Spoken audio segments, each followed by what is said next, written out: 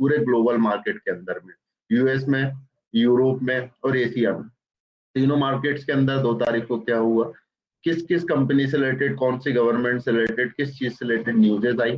ठीक है, US market ने इंडियन मार्केट के अंदर क्या किया, इंडियन मार्केट ने यूएस मार्केट के अंदर क्या किया, यूरोपियन मार्केट ने इंडियन मार्केट के अंदर, एशियन मार्केट के अंदर क्या किया, पूरे एशियन मार्केट ने इंडियन मार्केट के अंदर क्या किया, वो सारी चीजें हमको देखनी होती। ओवरऑल कैश फ्लो हम समझते हैं मार्केट का। अब देखो अपने को क्या देखना होता है कि लोग कर क्या रहे हैं मार्केट के अंदर, लोग क्या कर रहे हैं, मतलब सबसे पहले ये पूरा मार्केट चलता है इंस्टीट्यूशंस के बेसिस पे, कोई भी इंडिविजुअल बंदा इस मार्केट को ऊपर नीचे नहीं कर सकता, बहुत सारे लोग मिलके या बहुत सारे लोगों का पैसा मिलके इस मार्केट को ऊपर या नीचे कर सकते हैं।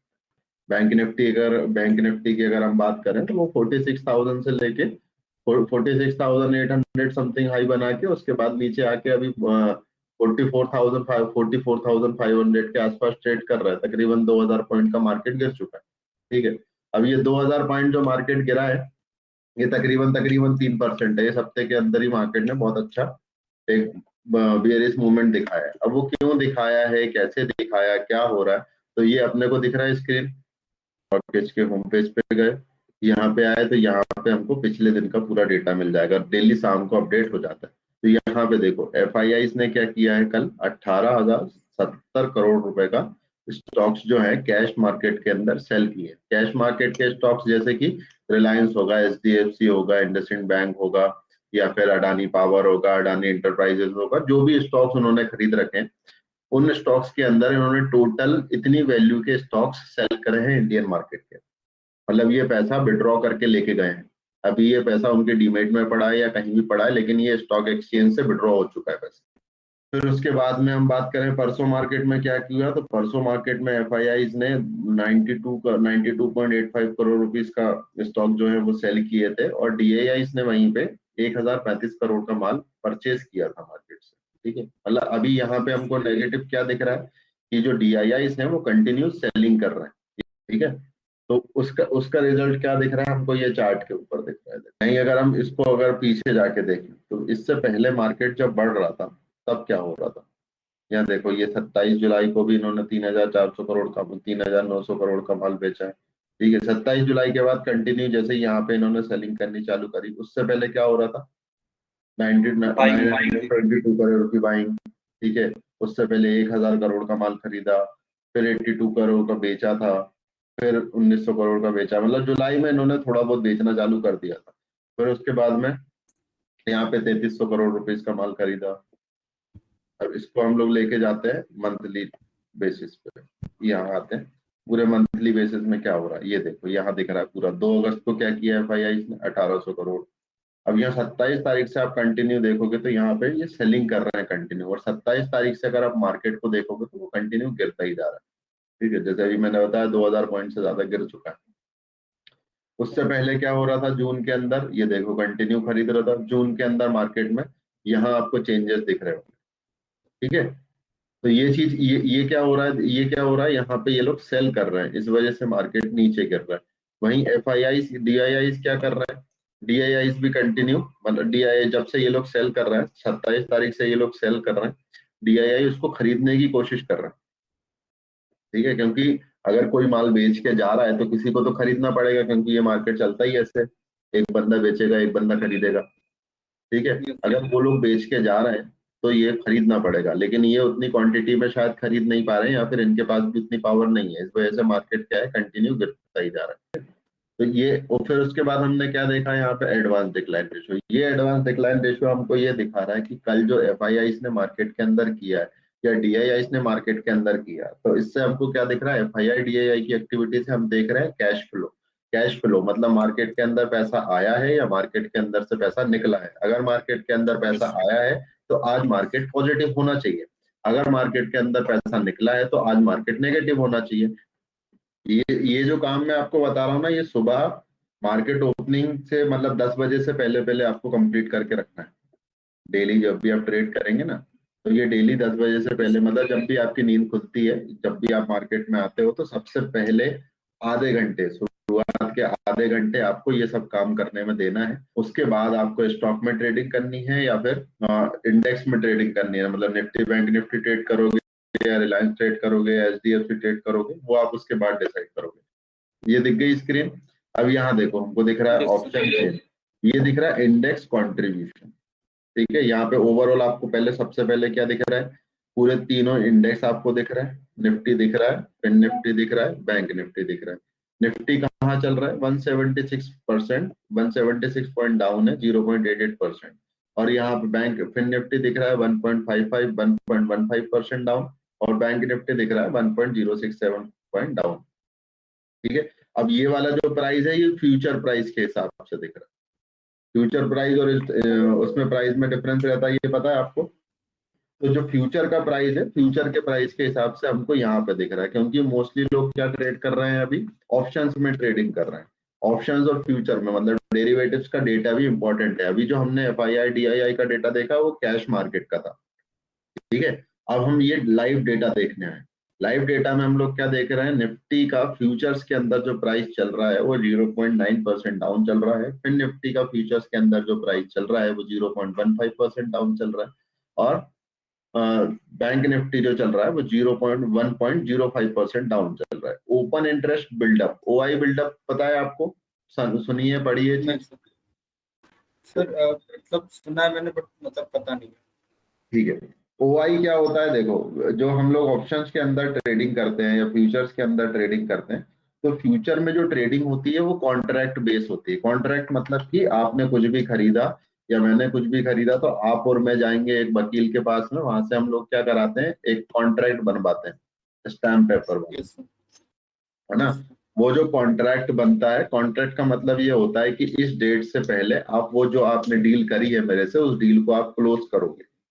या आपने कुछ भी बाय किया है मेरे से, तो आप उस कॉन्ट्रैक्ट की एक्सपायरी से पहले बाय करोगे उसको। और अगर आपने कुछ सेल किया है, तो कॉन्ट्रैक्ट की एक्सपायरी से पहले आप उसको सेल करोगे। ठीक है, तो यहाँ पे भी क्या होता है, कॉन्ट्रैक्ट की ही ट्रेडिंग होती है। तो जो कॉन्ट्रैक्ट्स अगर पॉजिटिव साइड जा रहा है, पॉजिटिव साइड मतलब कि लोग खरीदने की तरफ इंटरेस्ट दिखा रहे हैं या बेचने की तरफ इंटरेस्ट दिखा रहे हैं, तो यहाँ पे 10.21% निफ्टी के अंदर में जो कॉन्ट्रैक्ट्स हैं वो न्यू ओपन हुए हैं, न्यू कॉन्ट्रैक्ट्स ऐड हुए हैं। मतलब यहाँ पे अगर आपको ग्रीन दिख रहा है, तो ग्रीन मतलब क्या है, पॉजिटिव है। पॉजिटिव मतलब कॉन्ट्रैक्ट्स ओपन हुए हैं। अब आप ये नहीं बता सकते कि ये कॉन्ट्रैक्ट जो है वो निफ्टी फ्यूचर्स सेल करने के लिए बने हैं या निफ्टी फ्यूचर्स बाय करने के लिए बने, ये चीज आप नहीं बता सकते। यहाँ पे सिर्फ आपको एक डेटा दिख रहा है कि कॉन्ट्रैक्ट्स बिल्ड हुए हैं। कहाँ पे बिल्ड हुए हैं, निफ्टी 50 के अंदर में बिल्ड हुए हैं 10% कॉन्ट्रैक्ट, मतलब ओवरऑल जितने भी कॉन्ट्रैक्ट्स अवेलेबल है उसमें 10% और गेन आया है उसके अंदर। और फिर निफ्टी के अंदर 24% कॉन्ट्रैक्ट्स बिल्ड हुए हैं। और यहाँ पे जो कॉन्ट्रैक्ट्स बिल्ड हुए हैं वो 0.74% माइनस है बैंक निफ्टी के अंदर। ये आ गया अपना बैंक निफ्टी का चार्ट, है ना। इसमें अपन ने लगा लिया पहले 15 मिनट का टाइम फ्रेम। अब अभी यहाँ पे मार्केट का चल रहा है, ये करंट प्राइस दिख रहा है अपने को 44,334 ये मार्केट चल रहा है।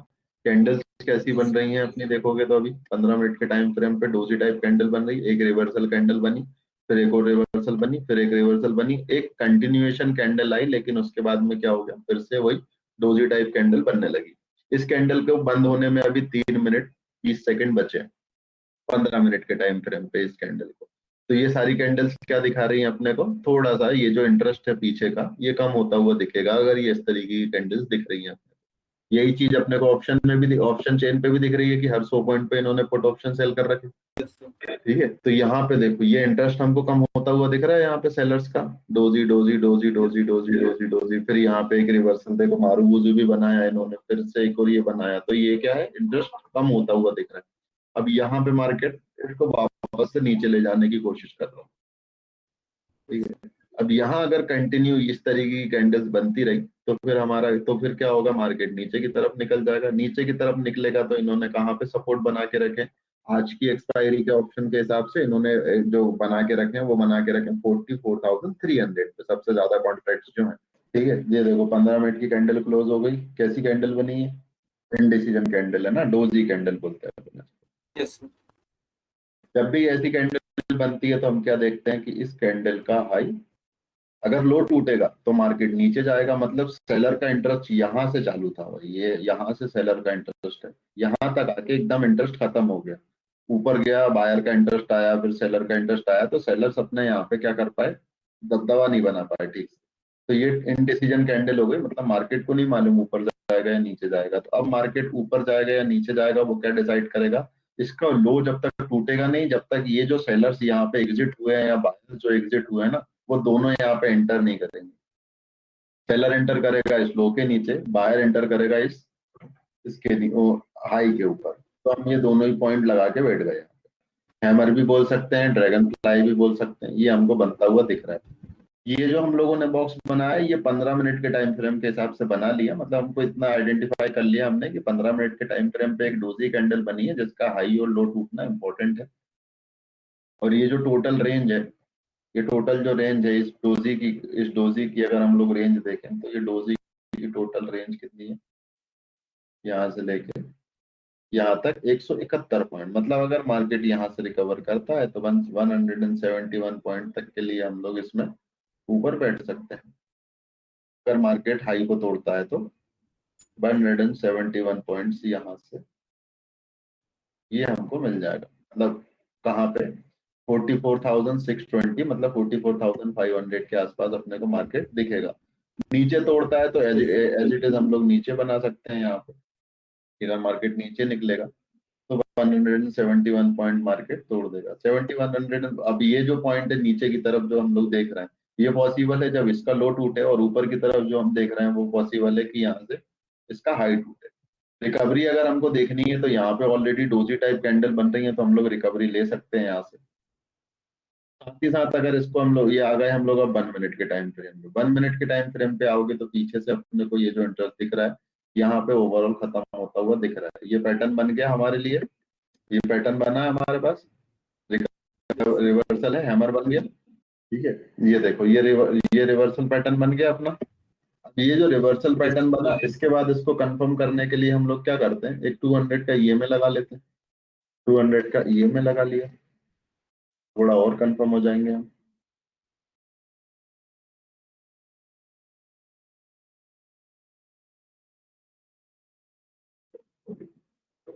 टू 200 का ईएमए कहाँ कहाँ ट्रेड कर रहा है इसमें, 1 मिनट के टाइम फ्रेम पे ऊपर की तरफ। मतलब ईएमए को टच करने भी अगर ये जाएगा ना तो भी अपना जो टारगेट है वो आ सकता है, क्योंकि मार्केट हमेशा ईएमए को टच करने जाता है ना। फिर अगर मैं 3 मिनट के टाइम फ्रेम पे जाऊं तो इसमें ईएमए और ऊपर, फिर अगर मैं 5 मिनट पे जाऊं तो इसमें ईएमए और ऊपर, 1 घंटे पे जाता हूं तो ईएमए ऊपर, 2 घंटे पे जाता हूं तो 2 घंटे पे ईएमए ऊपर, 4 घंटे पे जा रहा हूं तो 4 घंटे पे ईएमए नीचे। ठीक है, मतलब अगर ये 200 पे अभी ये ईएमए को तोड़ के नीचे आ रहा है, मतलब यहाँ से अगर ये रिकवरी देता है या कुछ भी करता है, ईएमए को वापस से रिटेस्ट भी करने जाता है या इस लाइन को भी रिटेस्ट करने जाता है, तो भी अगर मैं यहाँ सिर्फ 1 आवर के टाइम फ्रेम पे भी देखूं कि रिवर्सल अगर चाहिए है मार्केट को, तो ईएमए के पास से ही पलटेगा, तभी एक नया सेलिंग इंटरेस्ट आएगा। यहाँ पे अगर ये टच करके यहीं से एक सेलिंग इंटरेस्ट आएगा। तो मुझे अगर सिर्फ डोजी के हिसाब से कैंडल को ट्रेड करना है तो यहाँ पे मैंने लिया, और ईएमए तक का अगर मैं टारगेट भी लगा लूं तो भी मेरे को एक अच्छा प्रॉफिट यहाँ पे मिल सकता है। ठीक है, अब आप क्या करो, इसमें 44,500 44,300 का एक कॉल ऑप्शन आप ऐड कर लो अपने उस पर। ये हमारी एंट्री है, ये हमारा टारगेट है। ठीक है, और ये हमारा जो पैटर्न है इसका लो हमारा स्टॉप लॉस। अब जैसे ये देखो यहाँ पे आ रहा है हमारे वापस से बाइंग लेवल के पास आ रहा है हमारे यहाँ पे ये, तो हम लोग यहाँ से भी अगर किसी का ट्रेड ना लगाओ तो इस कैंडल पे भी वो ट्रेड लगा सकता है। इस कैंडल पे जो प्राइस आ रहा है वो कितना आ रहा है, 59 रुपीज 60 रुपीज आ रहा है। तो मैंने यहाँ लोग इसको इसलिए ट्रेड कर रहे हैं क्योंकि ये हमने क्या बोला था, इस वाले पैटर्न इसको टूटेगा तो हम लोग इसके ऊपर बाय करेंगे, मतलब इसके ऊपर बायर्स का इंटरेस्ट आएगा। तो हमको क्या दिखा कि यहाँ से 1 मिनट के टाइम फ्रेम पे ऑलरेडी रिवर्सल आ रहा है, मतलब बायर का इंटरेस्ट यहीं से बन रहा है। यहाँ से वो इंटरेस्ट इंक्रीज होगा, जब हाई टूटेगा तब वो इंक्रीज होगा। तो हमने क्या किया, यहाँ से यहाँ तक का भी जो गेन था ना वो भी ले लिया, अब इसके बाद का जो गेन है हम वो भी उठा लेंगे। क्योंकि इंटरेस्ट अगर यहाँ से सेलर का इंटरेस्ट आ रहा होता तो वो यहाँ पे कैंडल्स बनती, लेकिन मार्केट ने क्या किया, एक भी बार उसको तोड़ने की कोशिश ही नहीं करी, वो यहीं से डायरेक्ट रिकवरी मार रहा है सीधी सीधी। तो हमने सोचा कि हम यहाँ से भी ये जो थोड़ा सा बॉक्स के हाई तक का भी अगर कुछ मिल रहा है हम उसको भी ले ही लेते हैं, फिर बॉक्स के ऊपर का तो और अपने को मिल ही जाएगा। वो सिर्फ हम लोगों ने इसकी वजह से लिया है कि यहाँ पे हमको एक परफेक्ट रिवर्सल पैटर्न मिल गया था, इसलिए हम लोगों ने यहाँ पे ले लिया ट्रेड। अगर ये नहीं मिलता तो हम फिर हाई टूटने का वेट करते। जो ये 171 पॉइंट अपन ने ये भी ले लिए नीचे से, ऊपर के 171 पॉइंट भी ले लेंगे तो अपने को पूरे 400 पॉइंट का प्रॉफिट हो जाएगा। तो इसके हाई को तोड़ने में प्रॉब्लम कर रहा है यहाँ पे। 15 मिनट पे अगर किसी का, हमने ये कैंडल देखी यहाँ पे, ये वाली कैंडल हमने अगर देखी 15 मिनट पे कि यार ये ऐसा पैटर्न बना है, डोजी कैंडल बनी है यहाँ पे, इन्वर्टेड हैमर टाइप का कुछ बना है, तो सिर्फ हमने नहीं देखा, और भी बहुत सारे लोगों ने देखा है। लेकिन अब जिन लोगों को समझ में आ रहा है वो क्या कर रहे हैं, जो लोग यहाँ पे बेच के निकल रहे हैं उनसे माल खरीद के बोल रहे हैं ठीक है आपको निकलना है, आप हमें बेच दो, आप निकल जाओ। तो ये दूसरों को बेच के निकल ले। अब यहाँ से जो बायर सेंटर करेंगे वो क्या करेंगे, इस पूरे ये 171 पॉइंट तक इस मार्केट को लेके जाएंगे। अब जैसे किसी को यहाँ पे स्टॉप लॉस ट्रेल करना, अगर किसी को स्टॉप लॉस ट्रेड करना हुआ तो वो कहाँ पे कर सकते हैं। जैसे अपने को अगर स्टॉप लॉस ट्रेल करना होगा तो हम लोग यहाँ पे ये जो पिछले प्रॉफिट बुकिंग आई है, इस प्रॉफिट बुकिंग का जो निचला पॉइंट है उस पर हम लोग अपना स्टॉप लॉस लगा सकते हैं कि भाई मेरा ये जो स्टॉप लॉस यहाँ पे था इसको मैं यहाँ शिफ्ट कर देता हूँ, तो ये यहाँ पे मेरा स्टॉप लॉस शिफ्ट हो गया, क्योंकि पिछला लोगों ने यहाँ से प्रॉफिट बुक किया, यहाँ तक प्रॉफिट बुक किया, यहाँ से नए बायर सेंटर हो गए, तो ये जो नए बायर सेंटर इंटर हो गए इनका स्टॉप लॉस यहीं पे होगा, तो मैं इनके साथ में यहाँ स्टॉप लॉस लगा के बैठ जाऊँ। ये वाली जो कैंडल है जो इसके नीचे बन रही है, इसका क्लोज, ये जहां भी क्लोज होगी अपन यहाँ से पोजीशन काट के निकल जाएंगे। जब हम कम क्वांटिटी से बैठे हो तब ये प्रैक्टिस करनी है, नहीं तो ज्यादा क्वांटिटी हो तो जितना प्रॉफिट मिल रहा था अपने को 200% वो बहुत था। अब ये देखो 15 मिनट में क्या चेंजेस हो रहे हैं। ये जो नई कैंडल खुली है, मतलब पिछली जो 15 मिनट की कैंडल खुली थी, ये जो पैटर्न बना था मॉर्निंग स्टार, इसके बाद में एक कैंडल बननी चाहिए थी ग्रीन कैंडल, ठीक है, ग्रीन कैंडल बननी थी, तब इसका फॉलो अप बाइंग आती। वो फॉलो अप बाइंग नहीं आई। यहाँ पे क्या हुआ, बायर्स ने इंटरेस्ट अपना छोड़ दिया, मार्केट बंद होते होते मतलब क्लोज होते होते तक कैंडल बायर्स ने अपना इंटरेस्ट छोड़ दिया। यहाँ पे क्या हुआ, अगली कैंडल में सेलर्स का इंटरेस्ट फिर से आ गया। 5 मिनट की कैंडल में क्या हो रहा है, यहाँ पे ये पूरा इंटरेस्ट खत्म हो गया बायर्स का यहाँ से। फिर उसके बाद अपन आए 3 मिनट में, तो 3 मिनट में यहाँ पे ये इस तरीके का पैटर्न बन गया।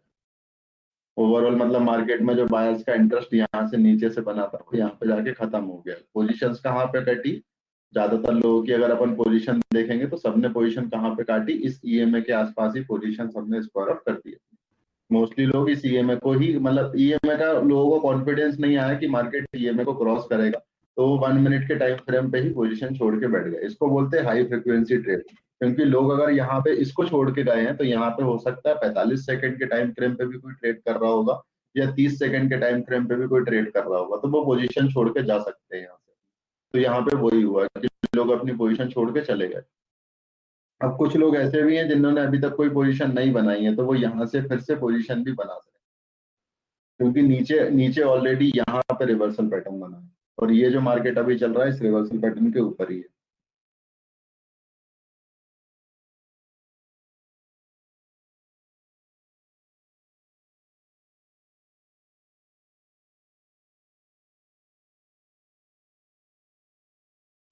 जब हम देखो जब हम ऑप्शन में ट्रेड कर रहे हैं ना, तो ऑप्शन में क्या होता है, प्रीमियम मेट होना, ऊपर जाना नीचे जाना, वो सारी चीजें हो सकती है। कुछ लोगों ने यहाँ बेचा, यहाँ पे फिर लोगों ने क्या कर लिया होगा, यहाँ से उठा लिया। अब ये हुआ क्या, यहाँ से हम भी उठा सकते थे क्योंकि हमारी तो एग्जैक्ट बाइंग प्राइस यही है ना।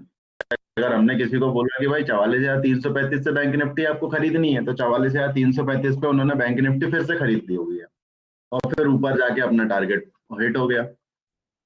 नहीं सर, तो क्या यहाँ ये तो एज्यूम जो आप कर रहे हैं बन भी रहा है ऊपर से, कहीं कहीं पर बन भी रहा है कि नहीं बन रहा? ऊपर से बन रहा है ना, देखो ये अपना पूरी जुलाई की रेंज है, ये वाली, ये नया वाला चार्ट है जो एक बार अपन ने बनाया था, जुलाई में बनाया था, फ्रेश फ्रेश चार्ट में नए लोग आए थे अपने पास, हाँ बहुत हाँ हाँ हाँ मैंने हाँ, ये बहुत वो सारे वाला लोग। चार्ट है अपना, ये पुराना वाला चार्ट ये है, पुराना चार्ट तो अपना ये चल रहा है, ठीक है। ये नए चार्ट के ऊपर बता रहा हूँ, तो ये पूरा जुलाई जुलाई की रेंज है इसमें, क्योंकि इसमें मई अप्रैल मई जून सब इसमें बना हुआ है, लेकिन इस वाली में सिर्फ जुलाई जुलाई बना है। तो ये 5 जुलाई से अपनी रेट चालू है। अब अपने पकड़ा क्या यहाँ पे, ये जुलाई का लो और ये जो हाई पे जाने से पहले जो ब्रेकआउट हुआ था वो, इस रेंज को अपन ने सिर्फ देख लिया कि भाई ये जो फर्स्ट जुलाई वाला सीन है, इसमें जो रेंज बनी थी ये कितनी बनी थी, तो ये यहाँ पे दिख गई अपन को 1036 पॉइंट।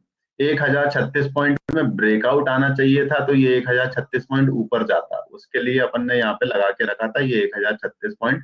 43,200 47,000 तक का टारगेट अपने पास यहाँ था। मार्केट नहीं पहुंच पाया, 20 से ही पलट गया, 20 से पलट गया, तो अब ये क्या है कि 1036 पॉइंट पूरे कनेक्टेड है। 45,500 के ऊपर अगर मार्केट रहता है तो वो यहाँ पे, वो 44,500 के ऊपर अगर मार्केट रहेगा तो ये वापस से 1036 पॉइंट की रेंज है। पूरा अगस्त इसमें भी निकल सकता है, जैसे मई में निकल गया था, है ना, मई और जून जैसे निकल गया था एक ही रेंज के अंदर, तो यहाँ पे अगस्त भी निकल सकता है। लेकिन अगर 44,500 के नीचे मार्केट रुकने में, सस्टेन करने में सक्षम रहता है पूरे, तो फिर ये 1036 पॉइंट जो ऊपर की तरफ जाने में छोड़ दिए थे इसने, वो हो सकता है नीचे की तरफ आने में कंप्लीट कर जाए। तो मेन